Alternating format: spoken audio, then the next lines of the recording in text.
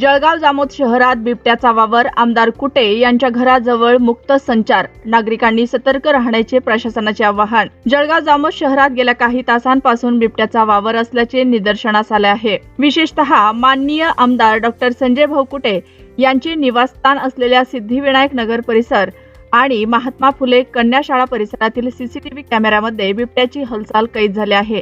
या पार्श्वभूमीवर आमदार संजय कुटे यांचे स्वीय सहाय्यक श्री निलेश शर्मा यांनी वन विभाग, पोलीस प्रशासन, महसूल विभाग, न्यू शाळा प्राध्यापक आणि नगर परिषद प्रशासन यांना सकाळी 5 वाजता कॉल करून या संदर्भात लक्ष देण्याच्या सूचना केल्या। तसेच नागरिकांना सतर्क राहण्याचे आवाहनही केले। बिबट्याला जेरबंद करण्यासाठी वन विभाग आणि संबंधित प्रशासकीय यंत्रणा पूर्णपणे सक्रिय असून ठिकठिकाणी गस्त वाढवण्यात आली आहे। तरीही सुरक्षिततेच्या दृष्टीने नागरिकांनी खालील बाबींचे काटेकोरपणे पालन करावे। पहाटे फिरणे टाळा। सकाळी मॉर्निंग वॉकला जाणाऱ्या नागरिकांनी काही दिवस खबरदारी म्हणून बाहेर पडणे टाळावे। लहान मुलांची काळजी।